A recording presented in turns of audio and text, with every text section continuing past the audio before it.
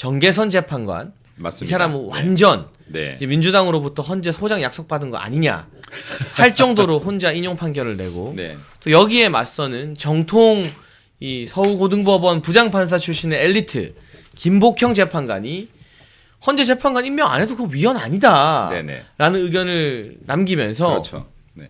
우리 윤석열 대통령님 평의에서도 이렇게 경론이 튀고 지금 불꽃 튀는 토론을 하느라 이 선고가 안 되는구나라는 주장이 이제 한덕수 총리 결과를 보니까 우리의 뇌피셜이 아니라 진짜 그럴듯한 취재를 바탕으로 우리가 전망한 게 된 것 같아요. 그게 참 의미가 있었던 것 같거든요. 네, 그렇습니다. 안 그래도 어제 뭐 저는 좀 두 가지 관점으로 봤었는데요. 이게 한덕수 국무총리 탄핵이 기각된 부분에 대해서 한편으로는 정말로 기쁘고 또 한편으로는 좀 씁쓸함이 남고 이랬던 것 같습니다. 뭐 기쁨 한편으로 기뻤던 건 뭐 다 똑같은 마음이겠지만은 한덕수 국무총리가 기각됨으로 인해서 그래도 우리가 사실 법리적으로는 당연히 기각 또는 각하여야 되는데 그쵸. 우려했던 부분이 있잖아요. 왜냐하면 네네. 사법부가 정말로 제대로 작동하지 않고 있다는 것을 우리들이 지켜봐왔기 때문에 대통령 탄핵 과정에서 정말 말도 안 되는 판결이 혹시라도 만에 하나라도 일어날까 봐 걱정했던 부분인데 네. 그럼에도 불구하고 네. 사법 체제와 사법 정의를 지키려는 헌법 재판관들이 아직 남아 있구나 하는 걸 네. 확인했다는 차원에서 정말로 기쁘기도 하고 네네. 또 이렇게 한덕수 국무총리가 그래도 이렇게 국가적으로 지금 혼란한 틈에 다시 복귀를 해서 업무를 다시 재추진할 수 있다는 부분 분명히 기쁜 부분이 있는 것 같습니다. 그럼에도 불구하고 제가 좀 씁쓸한 부분이 남는다라고 하는 부분은 네. 사실은 제가 볼 때는 이거는 각하가 좀 맞지 않았나라고 생각이 들거든요. 그러니까 지금 이게 그 의결 종족수가 150으로 볼 것이냐 200명으로 볼 것이냐의 쟁점이었는데 사실 이게 헌법재판소 판단은 법의 안정성 때문에 소급표가 있진 않아요. 소급표가 있진 않은데 앞으로의 판결에 영향을 미치잖아요. 그렇다라고 하면 지금 이게 앞으로도 대통령의 권한대행은 150명으로 탄핵 소추가 가능하다라는 걸 지금 이렇게 만들어버린 셈이 그렇죠. 되는데 그럼 이제는 그냥 무한 탄핵이 가능하다는 그렇죠. 일종의 면죄부를 사실 민주당에게 준 것이기 때문에 맞습니다. 우려되는 지점들이 있어요. 네, 그래서 이제 그 한 부분이 우려가 돼서 좀 씁쓸했고요. 또 다른 한편으로는 대통령에 대한 임명권을 굉장히 가벼이 보고 있구나. 일부 재판관들이. 네. 왜냐하면 지금 대통령의 임명권은 말 그대로 권한이거든요. 국민에 의해서 당선된 대통령, 신임받은 대통령의 권한인데 이것을 마치 지금 국회에서 추천하면 사인하는 사람 마냥 만들어버렸구나. 이건 권한이 아니라 의무다. 그거를 불법 위헌적이라는 것으로 본다면.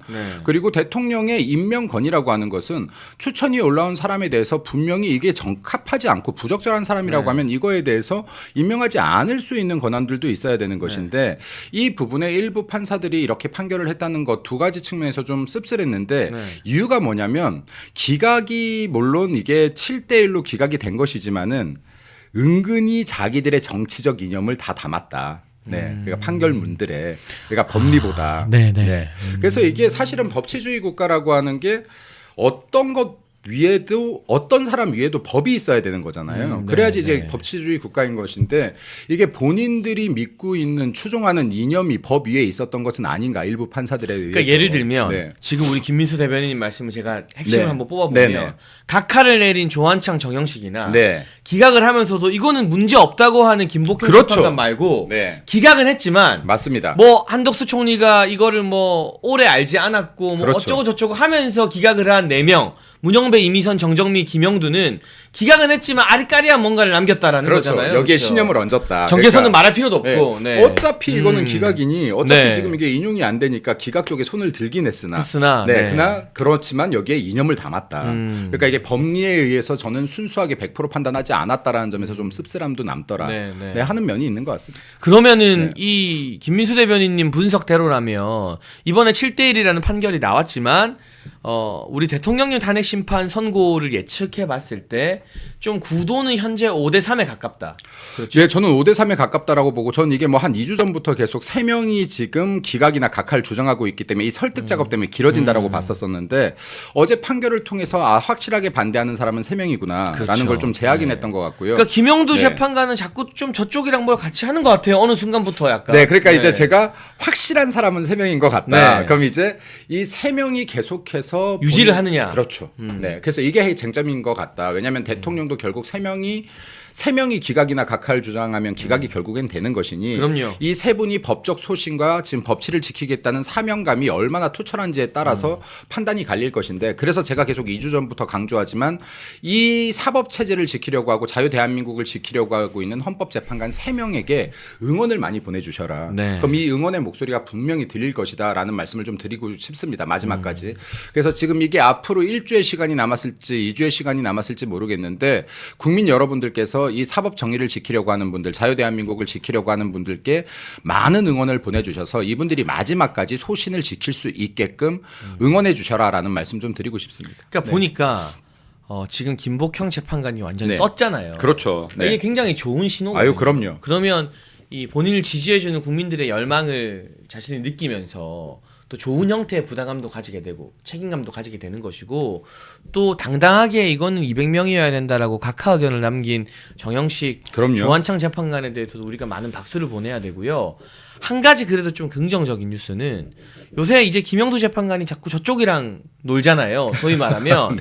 근데 이번에 정계선이 뜬금없이 탄핵 인용한 7대1 판결이 나온 걸 보고 김영두 재판관이 엄청 속이 부글부글 끓는다. 열받았다는 썰이 있어요.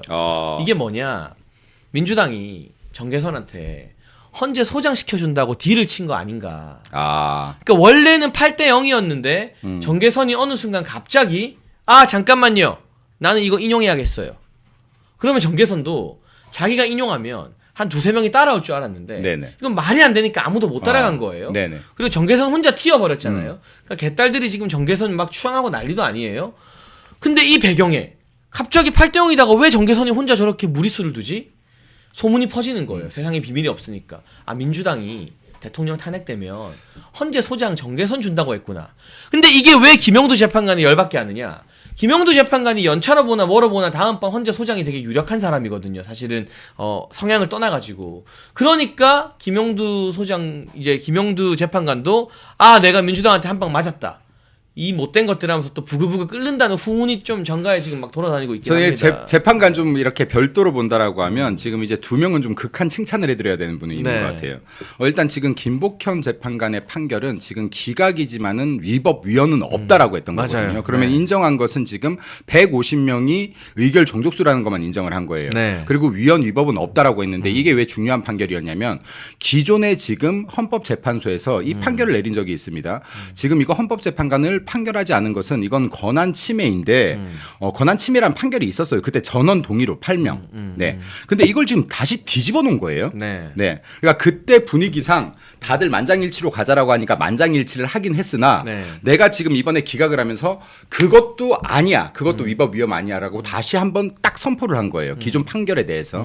그래서 지금 이 부분에 대해서 좀 의미가 있다라고 보여지는 것이고 그리고 사실 지금 이게 조한창하고 정계선 재판관 같은 경우는 본인들 재판이에요. 이게. 그렇죠. 예. 본인 재판관이라서 사실 이게 지금 헌법재판이 아니라 다른 재판이었으면 본인 자체가 무조건 기피를 해야 기피죠. 돼요. 재판 기피를 해야 되는 거거든요. 네.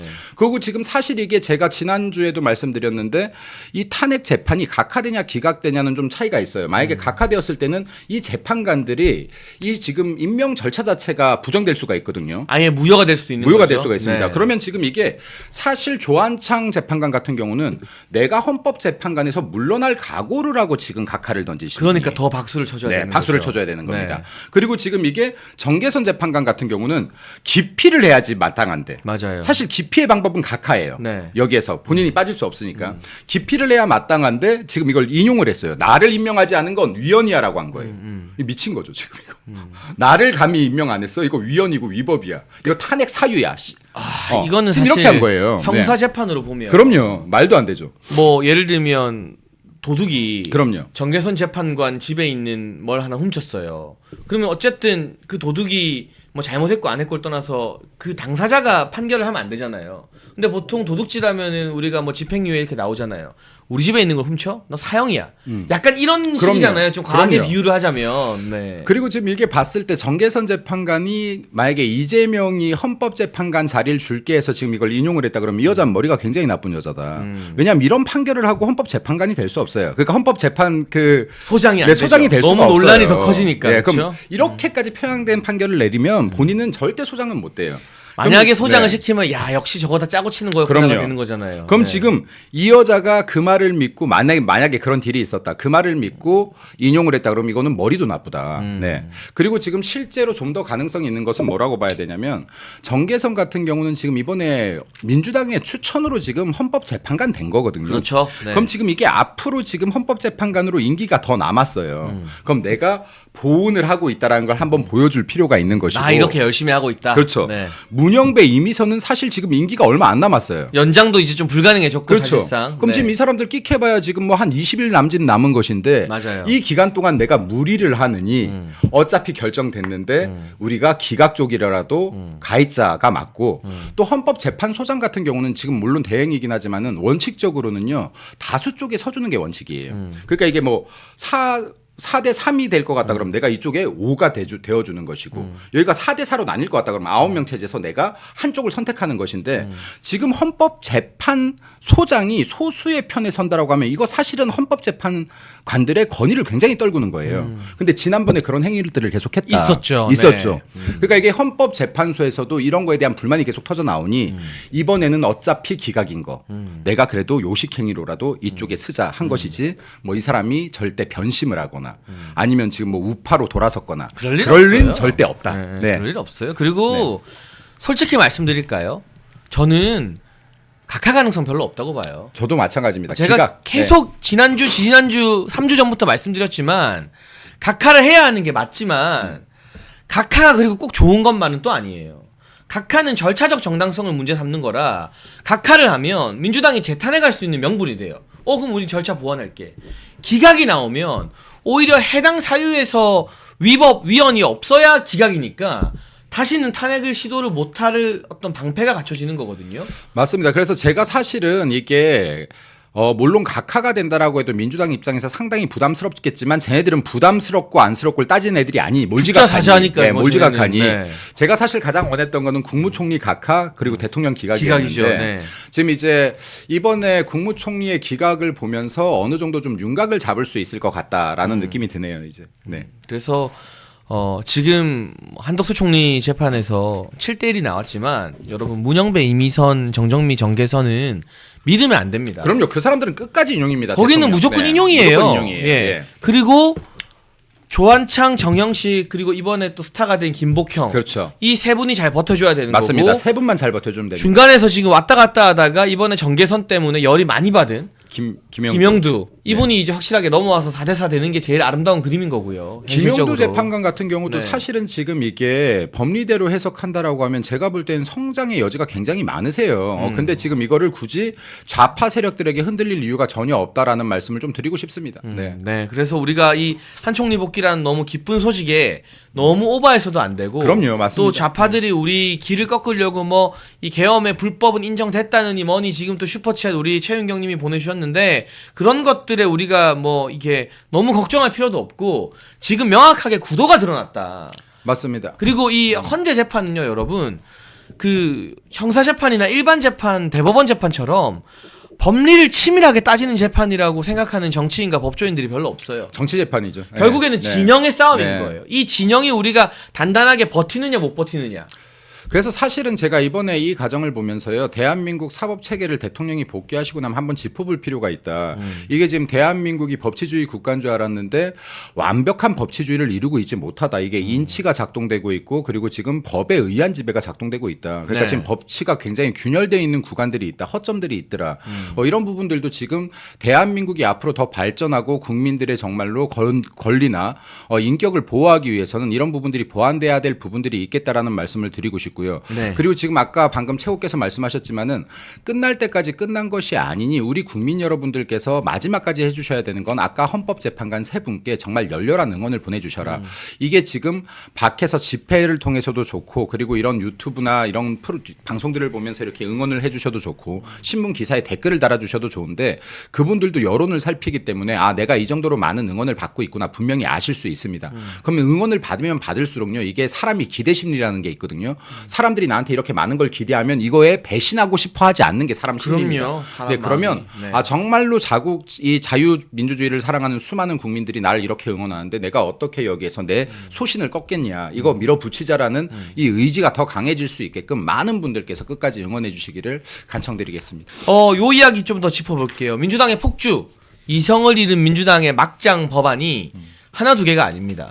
그 중에 요 며칠 가장 시끄러운 건 더불어민주당의 장경태 의원, 청년 의원인데 어쩌다 이런 발상을 하게 됐는지 모르겠지만 국회의원을 폭행하면 의정활동 방해로 가중처벌하는 법안을 기어코 발의를 한다고 합니다. 누구한테 맞을 짓 했나 보죠? 아니 그러니까요. 아니 국회의원이 왜 예. 어디 가서 맞을 짓 할 걱정을 하는지 모르겠고 맞을 걱정을 하는지 모르겠고 4차원이에요. 아니 그리고 의원이든 누구든 사람이 사람 때리면 안 되죠. 때리면 안 되고. 근데 그거는 똑같은 그렇죠. 법으로 그냥 그렇죠. 처벌하고 수사하면 되는 거지. 국회의원이니까 더 수사를 빡세게 하고 더 처벌을 강하게 하겠다? 가중처벌의 대상이 되는 건 말이 안 되죠. 이게 특권 의식이지 뭐가 특권 그럼요. 의식입니까? 그러니까 지금 이런 것들이 이 사람들의 특권 의식을 명확하게 보여주는 것이고 그리고 지금 같은 시기에 이게 할 말인가 이 법을 왜 제정을 하려고 하는지 모르겠는데 왜 입법하려고 하는지 모르겠는데 본인이 뭐 사람들한테 맞을 짓을 많이 한 것인지 아니면 이런 게 두려워서 그런지 모르겠지만 이 법 자체는 지금 엄연히 대한민국 형법상의 폭행죄가 있는 것이고 그렇죠. 그 폭행죄에 근거해서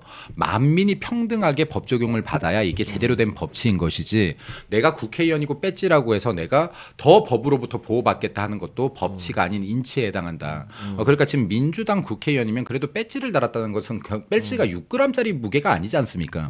배지가 6g이라고 해서 이게 6g짜리 무게가 아닌 거예요. 내가 최소한 15만 명, 20만 명의 민의가 담긴 어마어마한 무게를 달고 있는 분들께서 이러한 말도 안 되는 법 생각할 시간이 있으시면은 제발 공부 한 자라도 더 하고 그리고 국민을 위한 법 좀 하나라도 더 고민하라는 말씀 드리겠습니다. 그래도 민주당 아무리 우리가 싫어하는 정당이라도 이 민주당의 반대쪽에 있는 젊은 분들이라도 똑바로 정신 차려야 되지 않겠습니까? 그러니까 여기- 어떻게 민주당의 늙은 중진들보다 더해요? 그러니까요. 이런 법안을 발의하고 이게 언론의 문매를 맞았거든요.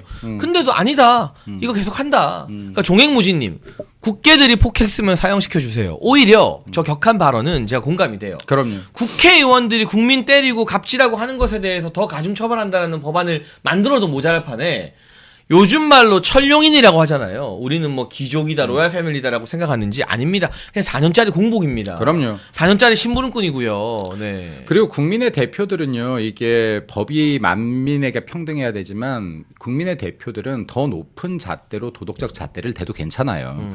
그래서 지금 이러한 부분들은 아까 말씀하셨던 건 충분히 공감되지만 지금 장경태 의원 같은 경우는 그래도 젊은 분인데 좀 안타깝다. 민주당을 젊은 사람들이 좀 이렇게 개혁해 나갈 가능성도 없다라고 하면 이거는 대한민국 공당이 아니다. 이미 공당 아니지만요.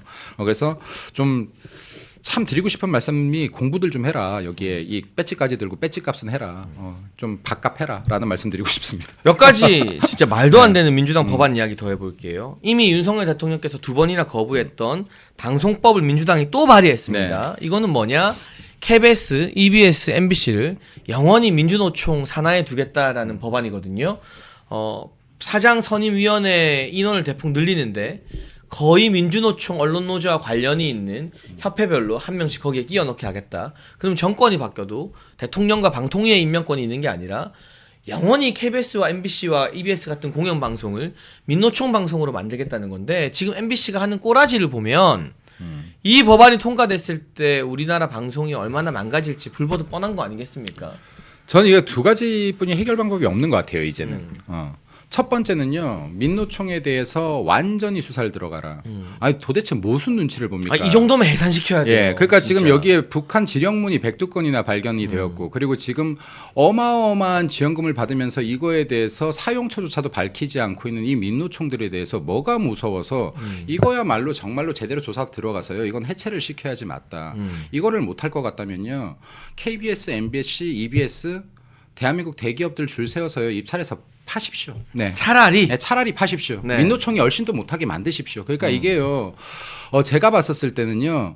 이게 지금 대한민국 국가에서요. 대한민국 국가 그것도 일부 좌파 세력들이 민노총을 통해서 방송들을 장악하려고 하고 방송을 통해서 왜곡하려고 하고 가짜 뉴스를 퍼뜨리려고 하는 건요. 가짜 뉴스는 분명히 목적이 있는 겁니다. 가짜 뉴스를 내가 내보내는 것은 이것으로 여론을 조성해서요. 국민들을 내 뜻대로 움직이겠다는 거예요. 국민을 내 뜻대로 움직이겠다는 목적이 없으면 가짜 가짜 뉴스를 내보낼 이유가 없는 겁니다. 결국에는요 민의를 왜곡하고 국민들을 내가 꼭두각시처럼 움직이겠다라는 강한 의지로 가짜 뉴스를 내보내는 거예요. 자, 그럼 방송을 장악하는 데도 목적이 있어요. 이거는 가짜 뉴스를 내가 만들겠다라는 거예요. 자, 그러면 민주당과 지금 일부 민노총들 방송을 장악하려고 하는 자들은요 이미 민주주의를 파해시키고 있어요. 여기에서부터 지금 민주주의를 무너뜨리고 있는 거예요. 와, 최근에 MBC가 계엄 관련한 가짜뉴스 한 거 하나 드러났잖아요. 네네. 뭐 시신을 담을 백을 3,000개 말도 안 준비했다. 되죠. 아니, 너무 소름 돋고 무서운 이딴 네. 뉴스를 내보내놓고 아무 책임을 안 진다는 게 말이 되나요? 그래서 지금 제가 이것도요, 제가 참 가슴이 아픈 게요, 이게 사실 대한민국에서 지금 이게 시작이었던 것이 광우병이에요. 광우병 당시에요. 이게 지금 PD 수첩에서 광우병을 사기를 쳤어요. 의도적인 사기를 쳤어요. 네. 근데 이때 당시에 MBC가 사과 방송을 했습니다. 판결에 의해서요. 근데 판결이 전 잘못됐다는 거예요. 왜냐하면 MBC가 사과 방송하고 끝났어요. 담당 PD 처벌 안 받았어요. 담당 PD는 대래 좌파 세력들, 좌파 모임에서요 상을 막 받았어요. 영웅이 된 거죠. 영웅이 됐어요. 네. 자, 이때 당시에 대한민국 방송들에게 가짜뉴스 면책권을 줬다라고 저는 얘기하는 거예요. 자, 이때부터요 가감한 가짜뉴스들이 막 등장하는 거예요. 사드 괴담도 발생하고요. 후쿠시마 괴담도 발생하고요. 자, 그러면요 언론들이 약기캐봐야 사과 방송 한번 하면 끝나네 하는 거예요. 지금 이거는 지금 대한민국 규정을 완전 바꿔야 된다. 의도된 가짜뉴스는 공 민의를 왜곡하는 것이기 때문에 이건 민주주의 체제를 무너뜨리는 것과 똑같다. 이건 정말 심각한 범죄이기 때문에 정말 강도 높은 처벌을 하든 이거 못하겠으면 민노총 해산시키든 정말 제대로 수사해서 이것도 안 되겠다. 그러면 이거 민주당이 정권 잡으면 저거 방송 3사 다 넘어갑니다. 네. 지킬 자신 없으면 지킬 수 있는 힘이 있는 기업한테 넘기든 이건 어떻게든 간에 대한민국의 언론이 왜곡되는 것을 막아라라는 말씀 드립니다. 그러니까 MBC와 JTBC로 너무 재미를 봐놓으니까 그럼요. 그거를 이제 대놓고 하겠다라는 민주당의 야욕이 느껴지는 법이고요. 이게 윤석열 대통령 아니었으면 진즉 통과됐을 겁니다. 그럼요. 네. 그 대통령이 최후의 보루로서 막아왔던 법안들을 민주당이 막판에 맞습니다. 계속해서 마구잡이로 던지고 있다. 그런데 어쨌거나 이렇게 자기 재판 관련해서 온갖 로비도 마다하는 이재명과 좌파 민주당이 헌재만큼은 자기들 마음대로 6대 2를 못 만들고 있다는 거잖아요. 그렇죠. 이게 선고가 날 거면 진즉 났고 SBS의 임찬종 기자가 오늘 아침에 보도로 헌재가 5대3 데드락 걸려있다라는 표현을 써요. 그런 전망을 하면서. 그러면서 어떤 가능성을 이야기하느냐. 4월 18일 넘길지도 모른다. 결국에는 6명이 설득이 안 되면 문영배, 이미선은 시간을 계속 끌면서 마은혁을 중간에 투입하려고 노력을 하지만 마은혁이 안 들어오면 자기들이 이걸 기각각하할 바에는 그냥 손 놓아버리고 도망갈 수도 있다. 근데 저는 그 가능성은 상당히 낮다고 보고 윤상현 의원이 전망한 것처럼 문영배, 이미선이 퇴임하기 전 마지막 금요일이 4월 11일이거든요. 그러니까 네. 그때는 어쨌든 5대3이 끝까지 버텨지면 선고를 할 수밖에 없다. 막을 수 있다는 거예요. 그래서 윤상현 의원이 4월 11일을 한 거고요. 이재명의 무죄 판결이 오히려 그 3명으로 추정되는 정영식, 조한창, 김복형에게는 이 재판관 3명에게는 어라? 너네 이렇게까지 한다는 거야? 너네 진짜 이재명까지 무죄 준 거야? 우리 법 연구에 너네들? 한번 해보자는 거지? 그렇죠. 오히려 더 흥분하니까 말이 똘똘 꼬입니다. 뭉칠 똘똘 수 뭉칠 있죠. 수 있는 명분을 준 것 같아요. 그러니까 사실 이게 재판관들한테는 어떻게 보면은 대법관도 그렇지만 헌법재판관들도 마찬가지로 굉장히 높은 에고, 어떻게 보면은 합당한 본인의 노력에 의한 네, 그런 네. 강한 어떤 자기 자존감을 가지고 있는데 이 재판관, 판관이라는 직업에 대한 자존감을 깰 만한, 그러니까 저작거리에서 판사들이 씹어 돌려질 만한 그런 판결을 정말 저 짜증나는 집단이 했다는 것. 그리고 계속 지금 자기들이 헌법재판소에서 하는 게 결국 진영 나눠가지고 싸우는 것이기도 하잖아요. 그게 현실이잖아요. 아무리 그게 뭐 안에서 동료고 뭐 할지라도 그런 부분에서 이 지금 3명 의로운 재판관들 혹은 뭐라 그럴까, 이런 재판관들이 제일 나은 것 같아요. 뭐 보수 진영 이거보다는 그런 사람이라면 철저하게 내 직업적 자존심을 지키는 방법이 선명해졌다. 이 좌익들 어떻게 보면은 사법혁명이에요. 이 사람들 없는 거 만들어내는 겁니다. 거기에 내가 동조할 수 없다라는 저항감을 만들 것 같아요. 근데 우리가 항상 제일 중요한 건 이겁니다.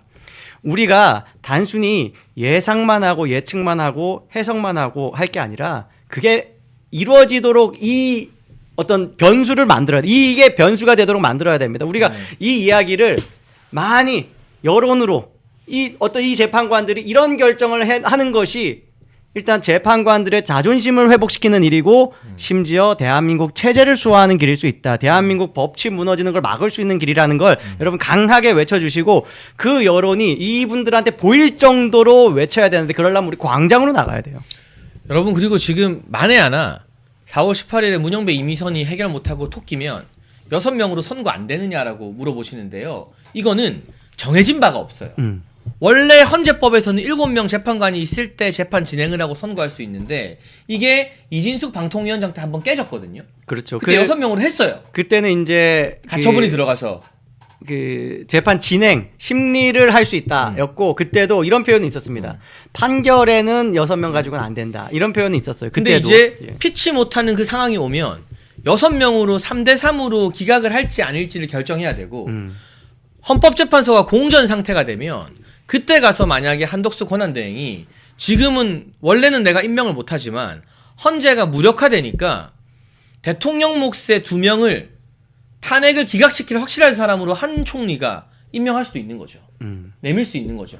그렇게 되면 저는 오히려 4월 18일에 문영배 이미선이 튀어도 윤석열 대통령 돌아오는 게 조금 늦어질 뿐 오히려 더 확실하게 돌아온다라고 생각을 하고 4월 11일 마지막 주에 마지못해서라도 5대3이든 4대4든 탄핵에 대한 선고를 할 수밖에 없을 거라고 보고 있습니다. 우리가 몰아붙여야 됩니다. 우리가 여론으로 다 감시하고 있고 우리 다 판단할 수 있다. 우리 바보 아니다라고 정말 서글퍼요.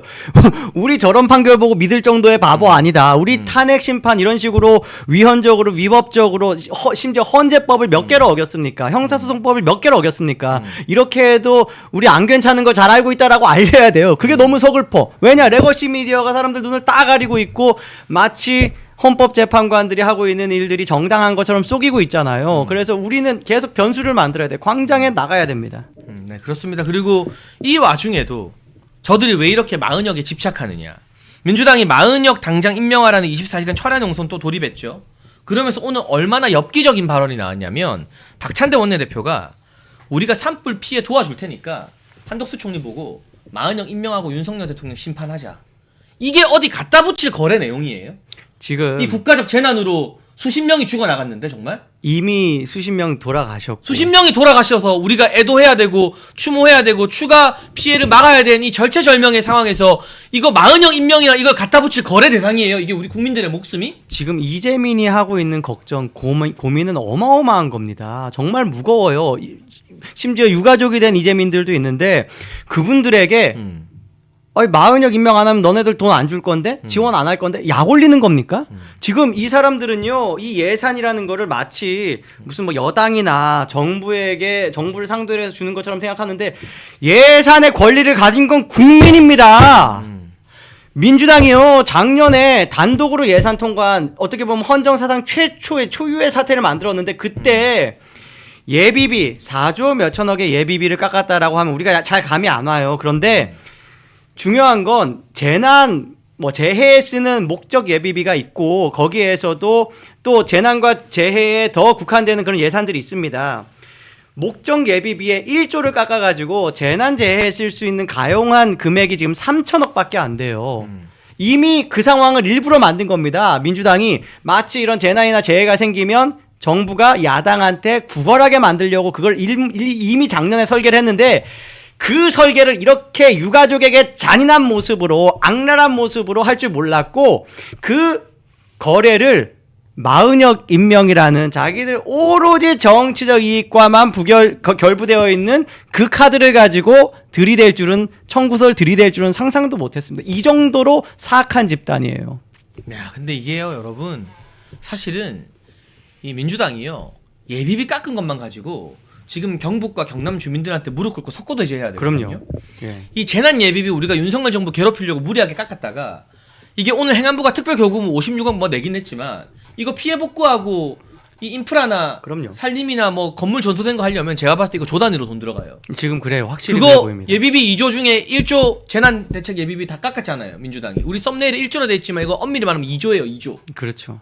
지들이 2조 깎아놓고 이제 와서 생색내듯이 마은혁 임명해주면 우리가 예산 협조해줄게. 이게 사람 새끼들이 할 일입니까? 그러니까요. 사람 아니라니까. 이 정도 되면은 나를 사람으로 안 봐도 돼 하고 아주 비웃으면서 사람들을 비웃으면서 자기들 하고 싶은 모든 악행을 다 저지르고 있는 그래서 사탄도 절레절레 할 만한 인간들이 된 거예요. 이래놓고 무죄 받은 이재명이 지금 경북 안동과 의성 갔어요. 그러니까 뭐라고 했는지 아세요?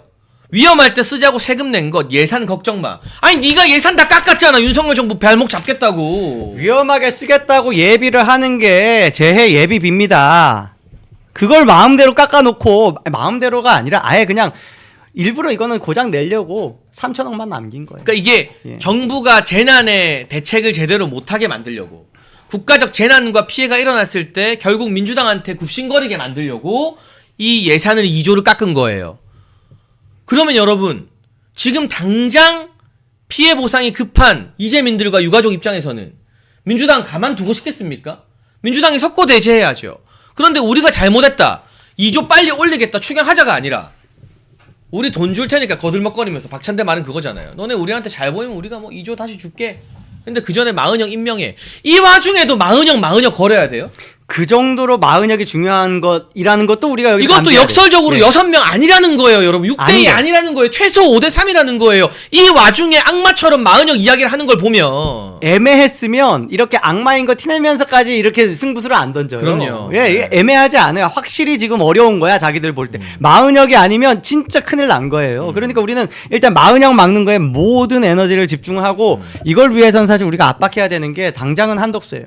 한덕수. 예, 한덕수에 대해서 뭐 하여간 잘 돌아왔고 반가운데 마은혁 임명에 대해서는 조금의 곁눈질도 해서는 안 된다는 걸 우리 우파들이 똘똘 뭉쳐서 일단 한덕수를 막아내면 저는 괜찮을 거라고 봅니다. 걔네들이 차라리 탄핵을 해도 사실 탄핵하는데도 절차가 걸리고 맞아요. 그렇게 시간을 네. 쓰다 보면은 무난히 18일까지 충분히 지금 버틸 수 있습니다. 저는 한덕수 총리가 마은영 임명할 거라고 생각하지 않습니다. 예. 제가 사실 비상계엄 있기 얼마 전에 한덕수 총리 삼청동 총리공간에서 점심 식사 한번 하고 왔었는데요. 네네. 11월 정도였나요? 네.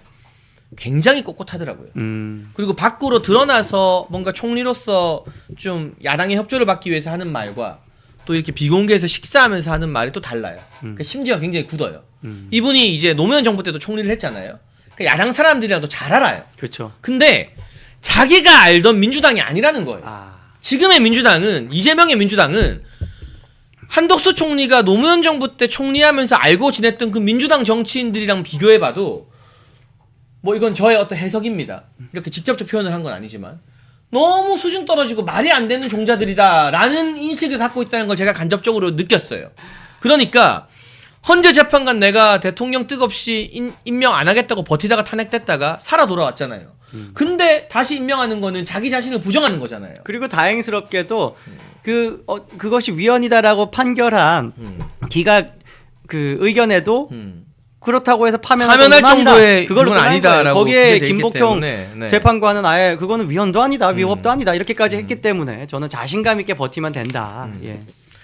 야, 이게 여러분 우리가 지금 민주당에게 구전구패 탄핵 심판을 안기면서 민주당의 줄 탄핵이 얼마나 어거지였고 말도 안 되는 일이었고 윤석열 대통령이 이 릴레이 탄핵을 국정 마비로 받아들일 수밖에 없었다는 건 다 증명이 됐잖아요. 그렇죠. 근데 윤석열 대통령이 헌재에 나와서 또 국민들과의 담화에서 대국민 담화에서 계엄 사유로 꼽은 게 하나 더 있었어요. 그게 바로 예산 삭감이에요. 그렇죠. 그러니까 안보와 관련된 핵심 예산만 딱딱 삭감하면서 탈다리는 놔두고 누나를 뽑았다라는 비유가 나오거든요. 그것도 있지만 이거 재난 예비비 보세요. 이거 네. 재난에 투입할 예산 삭감했다. 여러분 결국 윤석열 대통령 말이 맞았다는 게 드러나고 있잖아요. 그러니까 이런 뉴스들이 계속 전해지는데 3명의 재판관들 마음이 바뀌겠습니까? 안 바뀝니다. 대통령이 그 헌재 재판정에서 했던 말들이 정말 그 당시에 어땠는지 몰라도 사후적으로 계속 백업이 돼요. 다 드러나. 민주당의 모든 행동들로 민주당이 얼마나 이 행정부를 고장 내려고 노력을 했는지 대통령은 그때 알고 거기에 대해서 결단을 한 것이지만 국민들이 잘 몰랐잖아요. 그리고 재판장에서도 대통령이 호소를 했지만 뭔가 그런 부분에 대해서 여러 가지 다른 의견들이 막 혼재할 때 민주당에 아니야 윤석열 대통령 맞아라고 자기네들이 인증해 주듯이 지금 보여주고 있습니다. 이걸 지금 우리 이 헌법재판소의 3명의 재판관만 제대로 예리하게 보고 있으면 걱정 없다. 예. 아 정말 이제 이런 생각이 들어요. 보수 진영 내부에서 윤석열 대통령 탄핵을 반대하지만 그래도 계엄은 좀 하는 사람들도 꽤 있었어요. 가서 입을 좀 근데 떼찌 해주고 싶네요. 결국엔 다 드러난다. 입을 막고 싶습니다. 정말. 이 민주당의 말도 안 되는 탄핵 세례와 예산 삭감이 국정 마비구나. 이거 국가를 완전히 마비시키려고 한 거구나. 와, 이거 윤석열 대통령이 얼마나 절박하고 외롭고 고독한 심정으로 국민들 아무도 몰라주고 정치인이고 언론이고 아무도 몰라줄 때 그런 선택을 할 수밖에 없었는가가, 이런 비극적인 사건과 이 사건에서의 재난 예비비를 가지고도 마흔역 가지고 협상을 하려고 하는 박찬대의 이 정말 사람 같지 않은 발언, 이런 것들 통해서 다 드러나는구나. 진품은, 명품은 시간이 지날수록 확인이 돼요. 정말로. 대통령이 계엄령을 하면서 대국민 호소문으로도 했던 이야기, 그리고 그 이후에 12월 12일 날 했던 담화, 그리고 정말 무도한 불법 체포가 이뤄질 때 대한민국 법이 무너지고 있습니다라고 한 이야기, 다행스럽게도 완전히 다 무너질 뻔했던 거를 지기현 판사가 구속 취소 판단으로 일부 보정하는 노력이 있었습니다. 하지만 정말 그 장소, 그리고 다른 장소, 특히 이재명과 관련해서, 민주당과 관련해서는 윤석열 대통령이 미리 이미 포석으로 던져놓은 것들이 다 하나하나 맞구나. 국민들이 계속 확인하면서, 만일 대통령인데 그런 이야기를 해요. 계엄을 하고 나니까 하여간 말쟁이들이, 정치 평론가들이 조금만 기다리지, 이재명 좀만 참으면 이재명 날라가는데, 이재명 2심으로 지금 저거 날라가면 그 다음에는 금방 이제 원하는 정치 할 수 있을 텐데 라고 이야기했는데, 그때 만일 계엄을 안 하고 이 재판부는 사실 불변이잖아요. 이 재판부는 이미 결정이 됐을 때 판결이 나와 있다고 저는 봅니다. 그렇죠. 그 재판은 다 그냥 구색 맞추기예요. 이 재판부가 계엄 없는 상황에서 이런 판결을 했다면 어떻게 되냐? 대통령은 그때도 지금도 인기가 별로 없고, 대통령에 대해서는 자기가 뭔가 구린 그때 의혹들 있지 않습니까? 자기가 그런 의혹은 있는데 이재명을 정적 죽이게 하려는 수사를 했다, 이 논리를 지금 얘네들이 강화하면서 이재명은 죄가 없었네, 이 논리가 이제 이런 겁니다. 절대로 그쪽에만 설 사람들은 사실 변수가 아니잖아요. 맞아요. 완전 민주당은 네. 스윙하는 사람들, 무당파 이런 사람들은요 완전히 그쪽 다 넘어갔을 거예요. 그 정권은 사실 있어도 지금 정권 식물 정권 되는 유지돼도 거죠, 식물 그냥 정권. 아무 의미 없는 정말 네. 식물 정부가 되고, 이미 지금 여러 가지 외형적으로도 식물 상태인데 여당이 워낙 힘이 없다 보니까 거기에 지금 윤석열 대통령이 정말 변수를 만든 겁니다. 지금 이렇게 이재명이 이런 상황에서도 오히려 이것 때문에 자기들 지지율 떨어질 거에 대해서 아마 우려하고 있을 겁니다. 그렇죠. 그리고 대통령 지지율은 더 올라가고 있고, 탄핵 반대 여론이 50% 넘는 여론조사가 또 나오고 있고, 그때 우리가 어떻게 보면 기대할 수 없었던 우군들이 이미 생겨 있는 거, 이 상태에서 우리가 이 판결을 맞이하는 게 훨씬 더 나은 시나리오입니다. 네, 그래서 결국에는 전화위복이 될 것이다. 예, 그렇죠. 말씀을 저희가 예. 한번 드리고요. 여러분, 이재명이 무죄를 받더니 신이 났는지 갑자기 우클릭하는 행보를 또 한대요. 그러면서 내일 있을 서해 수호의 날 기념식에 처음으로 참석을 한대요. 처음인 게 엽기적이네요. 작년과 재작년에는 당대표 자격임에도 불구하고 참석을 하지 않았어요. 그런데 본인이 벌써 조기 대선 김칫국을 마시는지 보수표가 필요하다, 중도표가 필요하다, 여기에 참석을 한다는데, 이게 얼마나 말이 안 되는 일이냐면, 서해 수호의 날 기념식에 참석하는데 여기서 대표적으로 어떤 분들이 기립니까? 천안함 용사들이 기리잖아요. 근데 이재명은 천안함 음모론자들을 인재 영입해서 국회의원 배지 달아줬어요. 그 대표적인 인물이 누구냐? 천안함은 북한의 공격이 아니라 선체 결함으로 좌초됐다라고 주장하는 대표적 인사가 국정원 출신의 박선원입니다. 예. 이 박선원이 이번 비상계엄에서도 홍장원과 짜고 치는 듯한 모습으로 말도 안 되는 그 사기 탄핵 여론몰이를 주도한 인물이잖아요. 저는 아주 주시하고 있는 인물이거든요. 꽤 오래. 저는 박선원에 대해서는 그 전엔 몰랐는데 천안함 때 이 사람 너무 이상하다. 네네. 그때 타이틀이 뭐였냐면 브루킹스 초빙연구원. 그걸 가지고 다른 직함을 안 썼어요, 아예. 네. 브루킹스 연구원이 이렇게 이야기한다 하니까 미국 전문가가 얘기하는구나라고 사람 오해하게 만든, 그 프레임을 만든 거는 그 당시는 김현정 뉴스쇼, 그리고 김어준도 그렇죠. 이런 사람들이 그런 식으로 만들었는데, 이 사람은 알고 보니까 이미 그 80년대, 85년도인가 6년도에 미 문화원 미문화원 점거 사건으로 실형을 받았고 그리고는 김대중 정권 그리고 노무현 정권 때는 청와대 행정관으로 들어갔었고 맞아요. 애초에 네. 아주 정치적 성향 그리고 이 사람이 한 청년이었나요? 아무튼 네. 그런 학생 운동을 하는 그런 뭐 주도적인 역할을 하고 있었고 그런 사람이었습니다.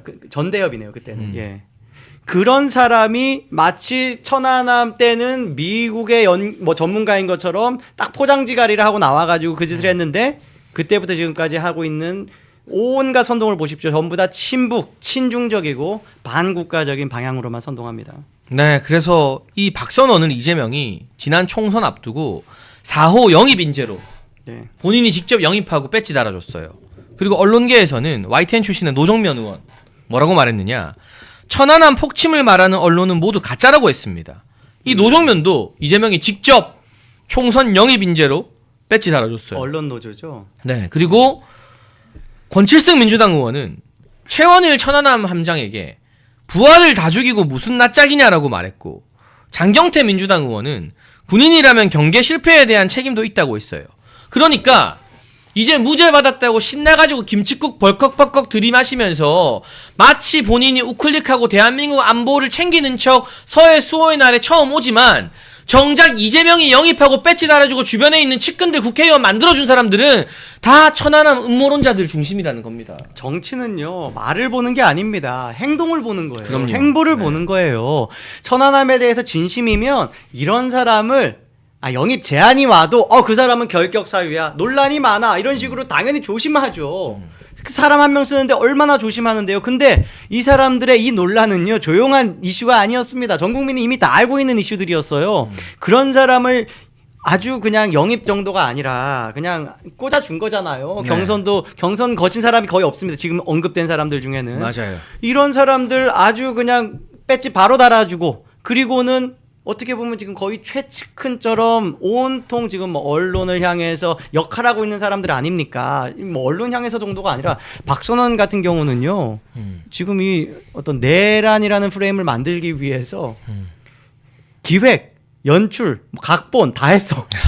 다 했어. 원맨 쇼를 했죠. 심지어 특수 효과까지. 네. 그리고 메모. 그리고 섭외까지 했어요. 섭외까지. 박종훈 회유하는데도 박선원이 결정적인 역할을 했잖아요. 같이 앉아 있었죠. 네. 김병주랑. 예, 김병주랑 또 인연이 있고 또 그 안에서 또 중요하게 지시해야 될 건 요원 아니고 이원 요런 거 하는 사람이 박선원 아니었습니까? 맞아요. 네. 이런 사람 이렇게 하라고 지금 배지 달아준 거예요. 천안함에 뭘 했건 간에. 이런 인물들이 다 엮여 있는데 내일 만약 이재명이 서해 수호의 날 기념식에 참석하면 여러분 그 장면 기억하십니까? 문재인 전 대통령 때 문재인에게 누군가 뚜벅뚜벅 걸어갑니다. 그러면서 제발 말 좀 해달라. 천안함 북한 소행이라고 북한 소행. 말해달라. 그러니까 그 천안함 용사의 어머님이셨죠. 어머니죠. 자기가 받은 보상금을 다 기부해서 천안함에 새로 만들어진 천안함의 네. 기관총으로 기관총. 예. 설치되게 하신 어머님께서 말하니까 아주 싸늘한 표정으로 김정숙이 윤청자 여사님이었던 것 같은데 노려보던. 맞아요. 윤청자 네. 여사님. 그 장면 기억하시죠? 그 영상 좀 그 캡처 짤 좀 한번 찾아주시면 좋을 것 같아요. 네. 그거는 보면은 확 달라요. 네. 말로 듣는 근데 내일도 제가 봤을 때 제가 아는 천안함 용사들이나 그 가족들이 이재명한테 제발 민주당에서 천안함 음모론 그만 좀 말해라. 그런 사람들 좀 정리해라. 이거 북한 소행이라고 말해달라고 할 것 같거든요. 그렇죠. 이재명이 문재인보다는 연기를 더 잘하잖아요.